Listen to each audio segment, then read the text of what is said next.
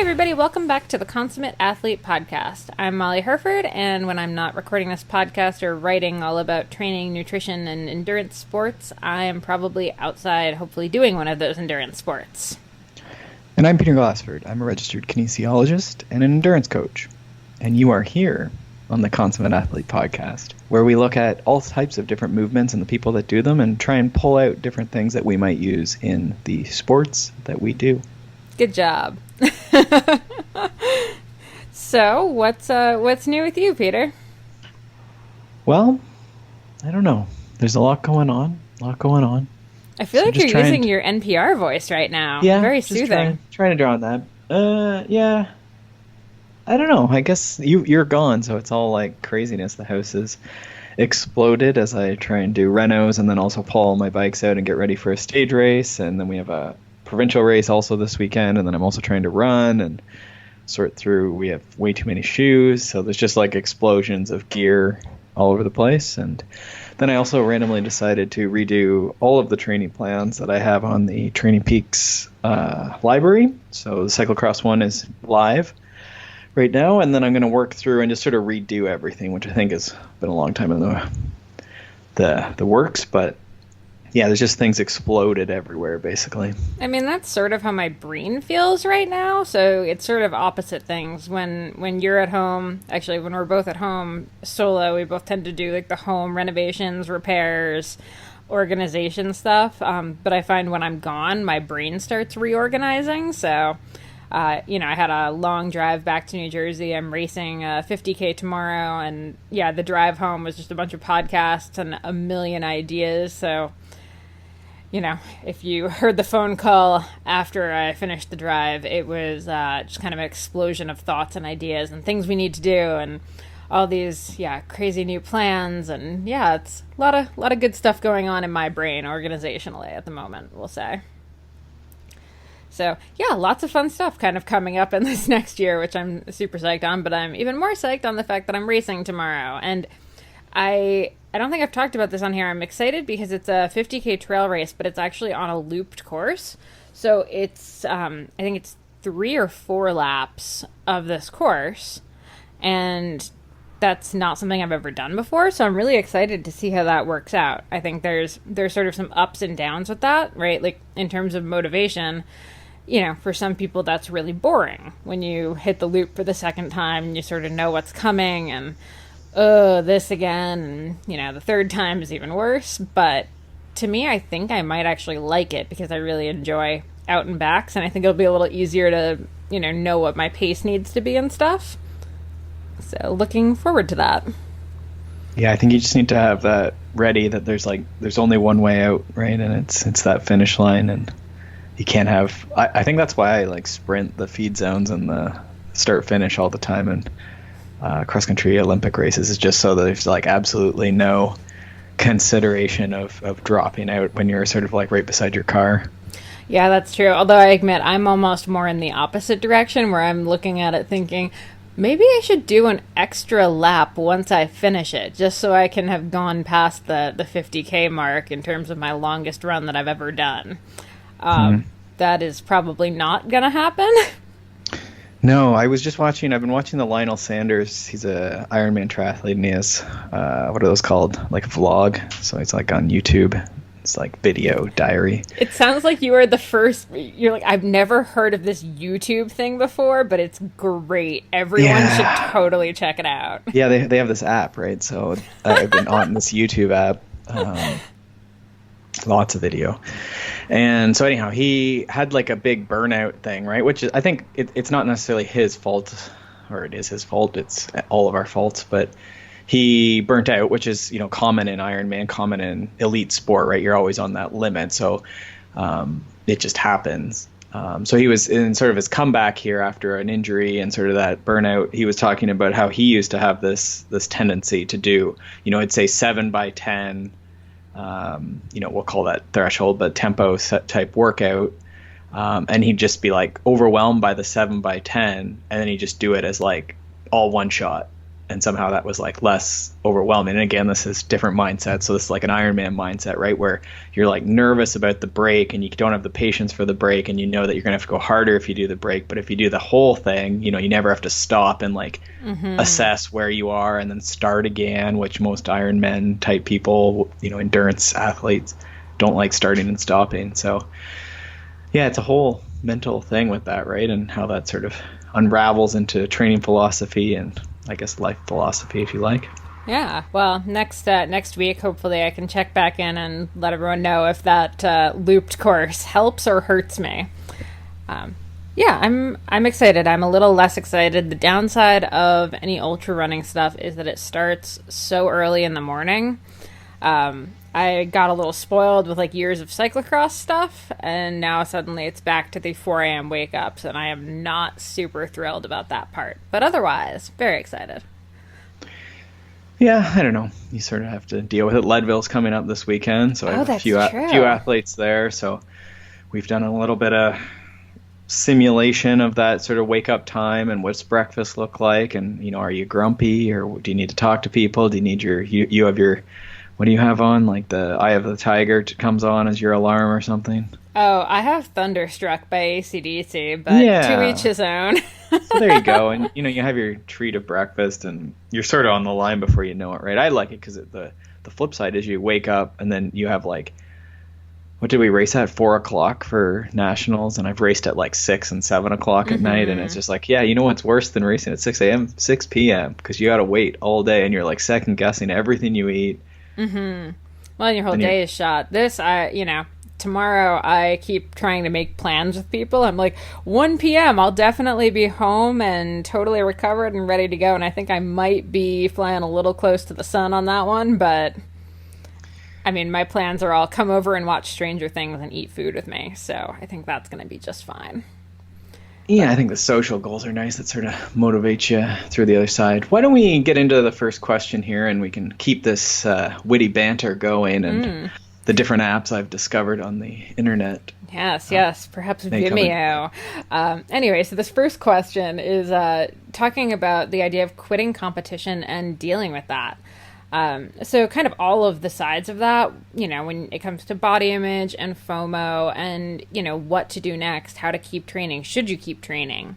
And it's a really hard thing. And I think a lot of people end up struggling with this, you know, if they don't have a specific goal on the calendar. I've certainly dealt with it, and, you know, the loss of feeling like an athlete all of a sudden, or, you know, now you definitely, if you already struggled to kind of call yourself an athlete when you were competing, when you stop competing, it's even harder to think of yourself as an athlete.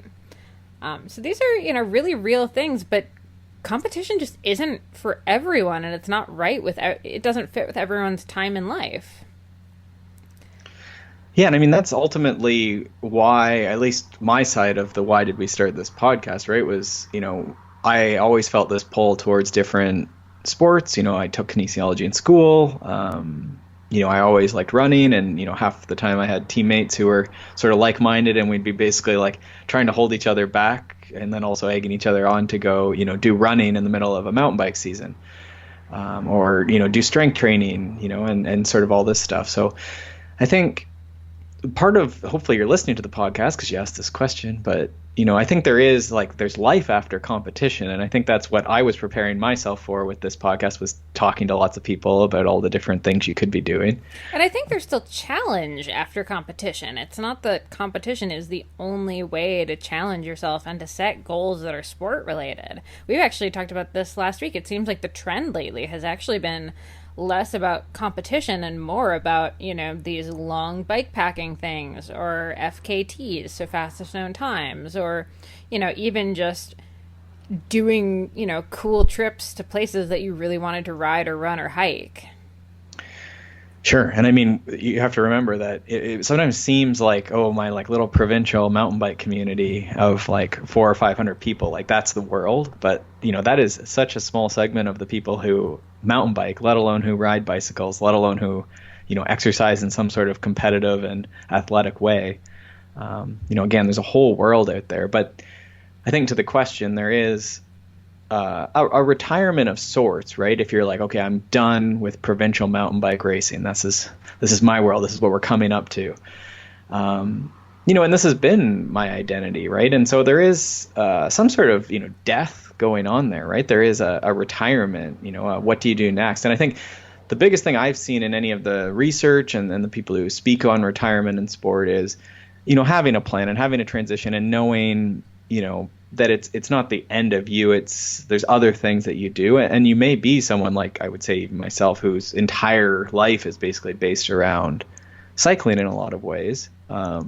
And so it's just building out other things that you're doing, right? So it might be as the season's, coming to an end, you're looking at, we're going to go on a backpacking trip and try some of this, rough into camping, or maybe that's not your thing. Maybe you want to have friends that do paddleboarding or kayaking, or, join a 4-week martial arts type thing, if that's more up your alley, right? And just sort of planning out that, like, what's next after retirement. Seems to be a common recommendation. You could do reading on this around just normal, like how does an executive retire from sport, right? Mm-hmm. Or from sport, but also from sport, yeah. But from, something they've done for 30 or 40 years. I think it's also about thinking about what you're gonna miss. I mean, for some people that might be, I'm gonna miss the women or men that I race with. Okay, so could you, maybe talk to a few of them and plan, a group ride once a month or something like that. Or, I'm going to miss the excitement of the race. Okay, could you volunteer at a race once a month and, help out on the course or something like that? Or, I'm going to miss how training made me feel.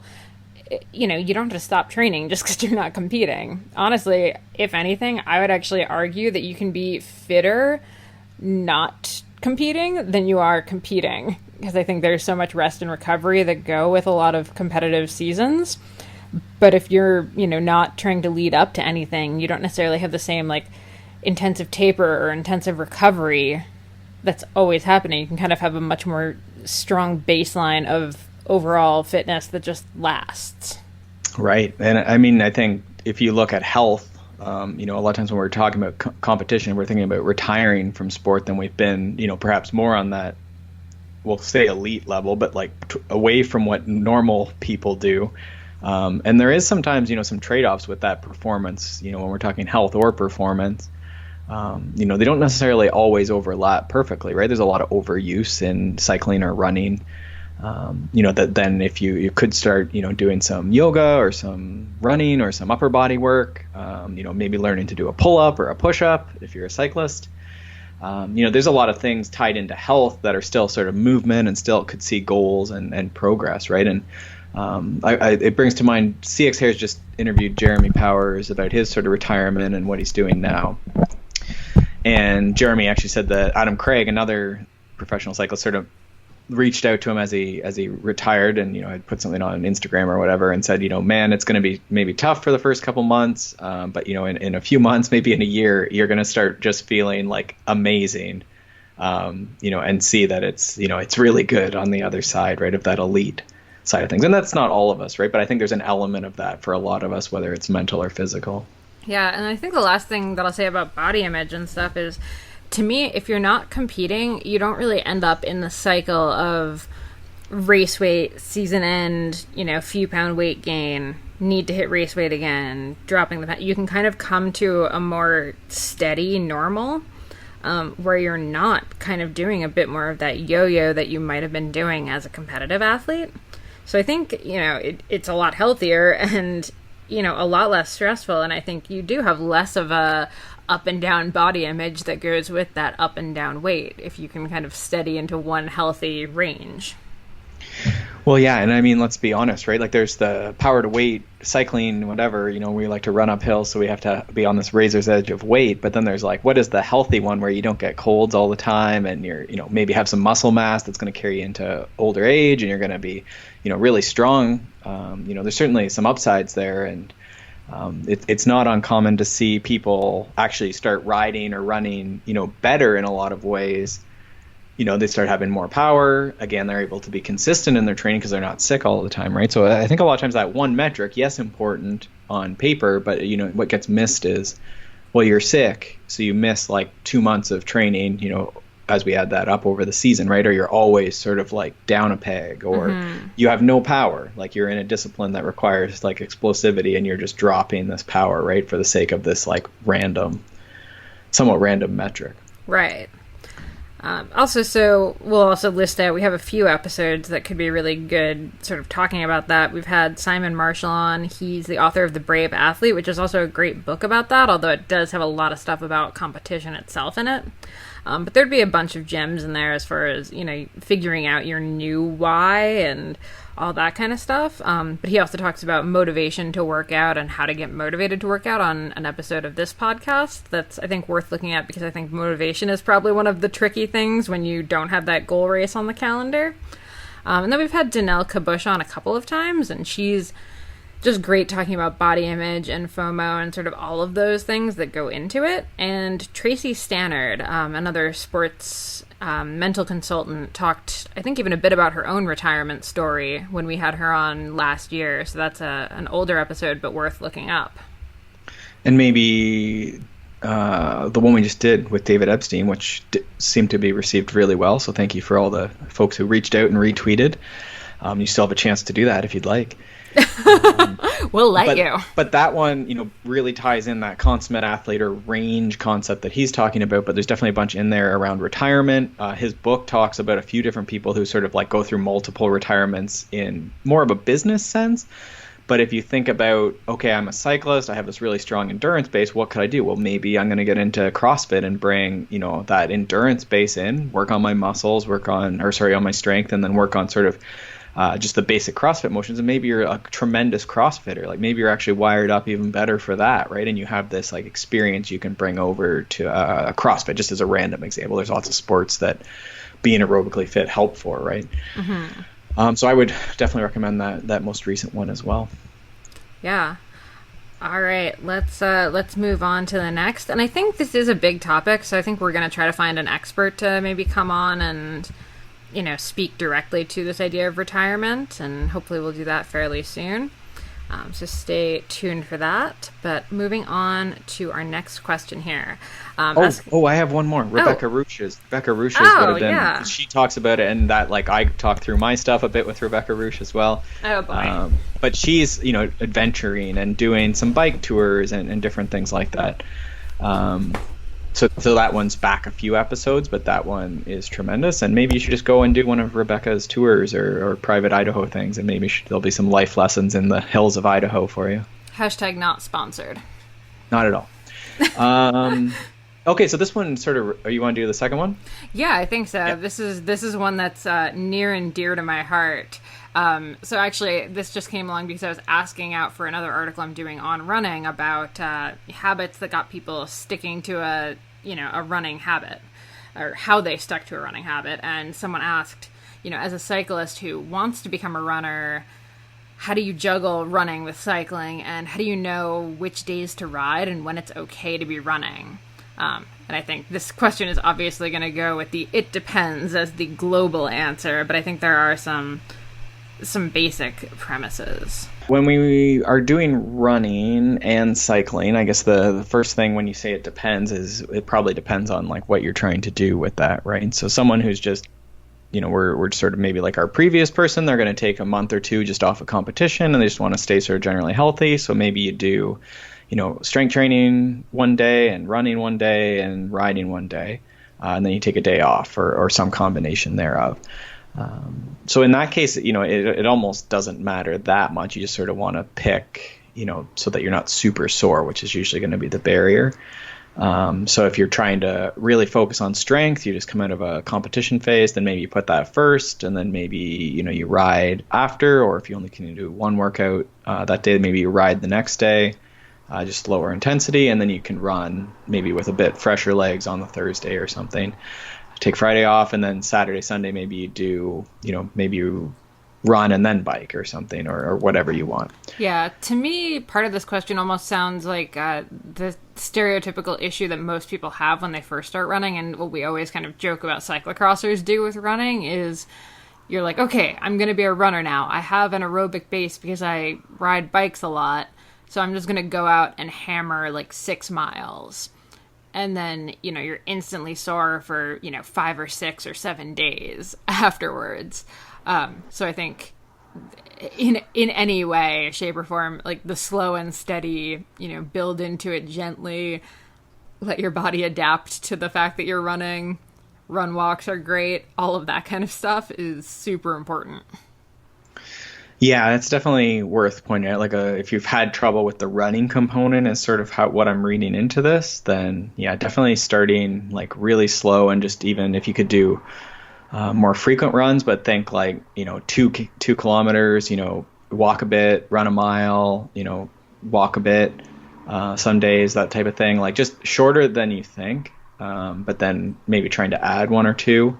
So that could even be like a warm up for strength, or you could take sort of a triathlete approach, and when you get home from like your Saturday ride, maybe just go for sort of a 2K run walk or whatever your ability. And then I think looking at mixing up, so it's not just running on the roads, or trying to get into some parks and places where maybe you have to walk up a steeper hill and then sort of like carefully sort of like agility ladder your way quick feet down, or walk down if you have knee problems or whatever. But just try and mix it up would be good.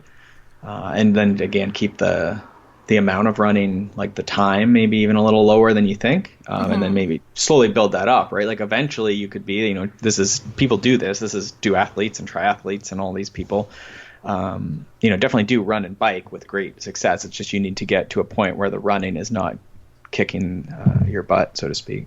Yeah, I think when he asks, how do you know which days to ride and when it's okay to be running, I think it's probably, those super high intensity ride days, or any ride that's, going to leave you kind of trashed. So that might be a long endurance ride for someone.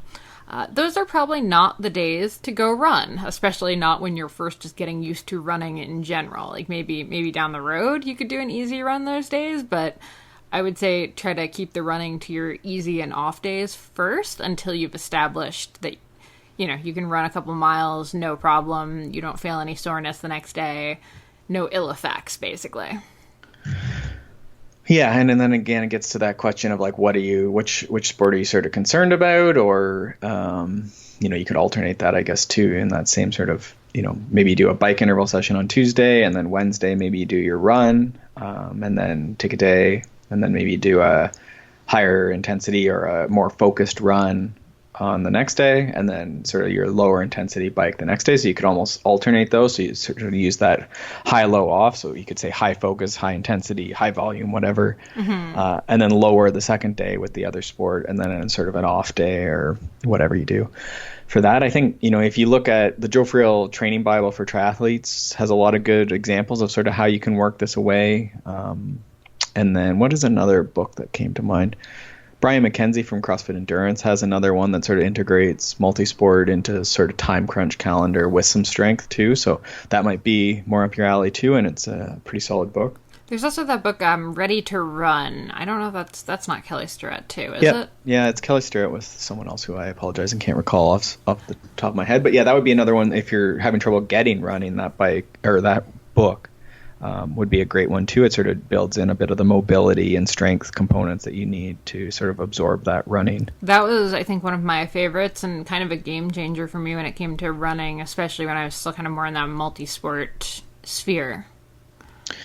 Yeah. I was trying to think, like, the frequency piece and just dropping the total load of that run to me is a big piece. I'm trying to think what else. There was really that's sort of like the main thing I have is just like trying to build up so you can run that 5K just like off, it's not a big deal, and it's almost like going for a walk.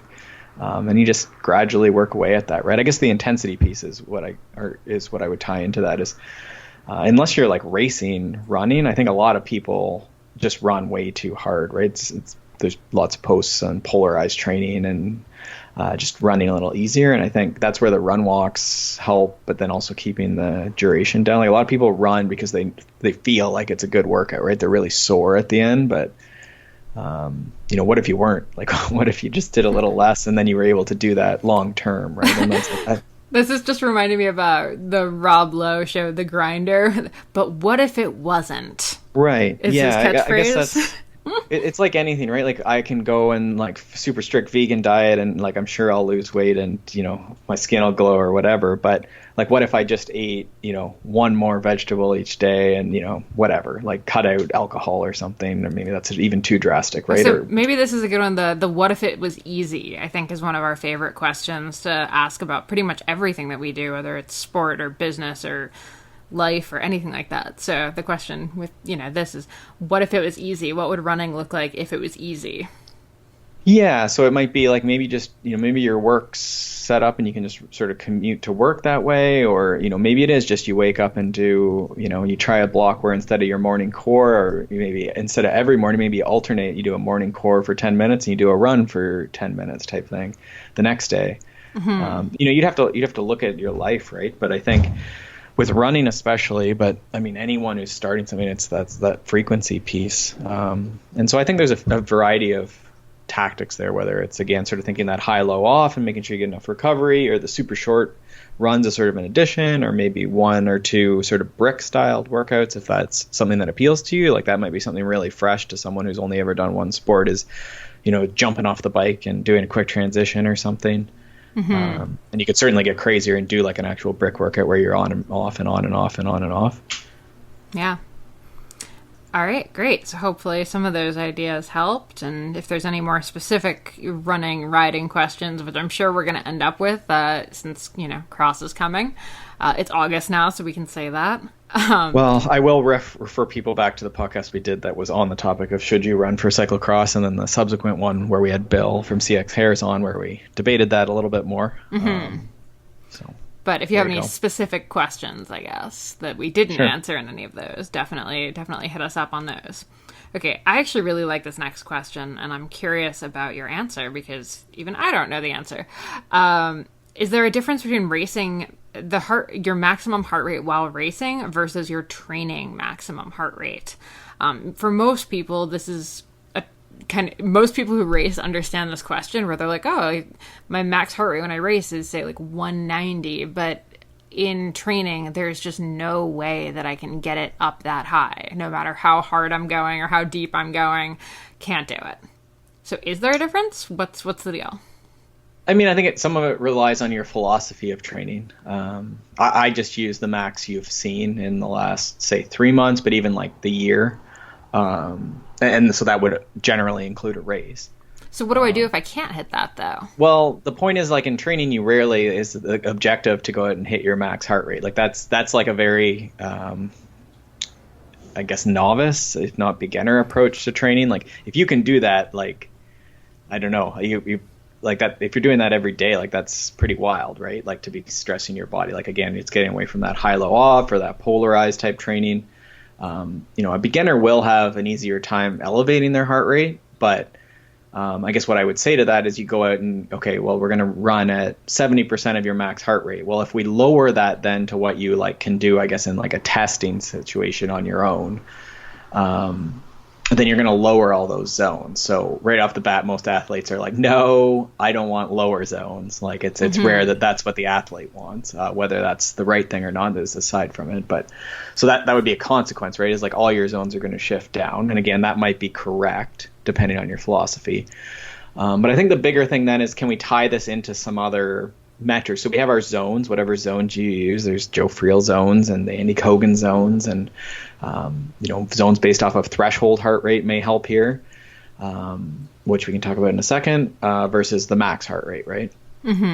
So I do use max heart rate a fair bit, but then we'll triangulate it with things like where is your threshold heart rate? Like what heart rate can you race at? Because sometimes that helps you sort of figure out what you would train under. We also use things like the MAF test, so sort of a sub-maximal aerobic test, and sort of see where that heart rate is. You might have access to testing to do something like a max FAD or aerobic threshold, so not anaerobic threshold, but aerobic threshold, so sort of that pace you can keep just as your breath starts interrupting those sentences, so the talk test. So I think when you're thinking about zones, you want to just sort of start with some sort of framework, pick the one that you like and that sort of fits with the testing you do and the type of racing you do maybe. And then you just triangulate that, right? Like if your endurance zone seems really, really hard, which is common as you get to be a fitter athlete, then often you do have to start training at a lower percentage, right? So a lot of the elites that I work with would be, say 60 to 70% of max heart rate, but then most of the beginners, will be up at like 80% of max heart rate. And so that's where just thinking about the athlete and what they're trying to achieve. The elite athlete is pushing so much power, which again, we can incorporate power into this discussion and then even specify zones a little bit more. But I think you want to think about what you're trying to accomplish, right? Or what is the issue that we're trying to solve here? It's not just zones are like everything. Right. There's sort of the framework we're trying to then decide, and get some sort of adaptation. So if it's endurance, like I would just not your breathing shouldn't be elevated, right? Can you do it for an extended period of time? Maybe cross-reference that with some power as well. And then if it's an interval, like what is the interval, and can you, hold that steady or increase it or whatever the goal is, especially over a matter of weeks versus just in the workout. Mm-hmm. Great. Do you have time for one more quickie? It's a big one, but yeah, we can try that one. Sure. Well, I think we almost need to devote a whole episode to this, and I think we'll do it in probably maybe at the end of September once we're kind of done with the season, because I think this is a good off-season question. But it's someone asking just about thinking about their weight already for next season, and they want to drop somewhere between like 5 and 7 pounds. Yeah, I mean, we've talked about who was that we had on. I guess that was like a Stacy Sims, maybe, where you talked about like everyone wants to lose 5 pounds. Stacy and I have talked about it, and Lori Netescu, an RD and pro cyclist, have talked. She and I have talked about it on a couple episodes. So definitely go back and reference those. But I think this is always kind of an interesting one to come out, especially when you can look at it from nutrition and training side. So, and I'm sure you see a lot of clients who come to you and say this at the end of a season, because let's be real, this is kind of probably the most common thing that you would say as your like season wrap up would be, I want to start next season lighter. Yeah, I mean, I like the long-term vision, like, 5 pounds over however many months we have is good, especially if it's something that, we're not trying to get, down to like Olympic race weight. It's just maybe we have a little bit of weight to lose, right? So, I mean, I think if you've looked at the athlete and it's like, okay, definitely like weight is required. Like this person is not massive by any stretch, like massively over, what would be a good weight for a mountain biker. But I could see maybe there being 5 pounds. So I think one thing is, could you get in and get some sort of assessment, whether that's some sort of body fat assessment, just to see what you do have to work with. Like some people just don't have, they're just heavier, whether that's sort of in skeletal and muscle mass and things like that, right? And we need to be careful, especially as we get into masters athletes, that do you really want to drop a ton of muscle, or like it's one of those trade-offs, right? Mm-hmm. Yeah, especially when you're not competing at the elite Olympic level. Yeah, and just look, because most of us do have something, there's technical skill, there's like just nutrition and sleep, there's a lot of things that we can pick away at. But let's assume this person wants to, and there's, a reason to lose 5 pounds. So we have a goal, and then I think that's, we have a timeline maybe, and then maybe we can back out some like intermediate goals. So, every month is, 5 months from now, 5 pounds. So maybe a pound a month. But then I think the bigger question then is like, what are we going to do different this year versus last year, so that's sort of the way things trend, right? And I think when you have this amount of time, it's like, well, maybe we'll try, what is there as far as like, is there alcohol in there every single day? Well, that's a lot of people end up having success just with that sort of one simple tweak, right? Mm-hmm. There might be something in training for sure. We could drive it. This person's, again, not, I wouldn't consider them at all overweight really. So it might be something around, maybe in the aerobic base block, maybe we can get a couple like long weekend blocks, or, a couple, week long training trips type thing might help sort of bump that a little bit. But again, thinking long-term and consistent versus, any sort of binge training, is there just like an extra half hour here we can sort of tack on from the exercise side of things? And that could be walking, or, some extra cross-country skiing over the winter. Even strength training can contribute to that.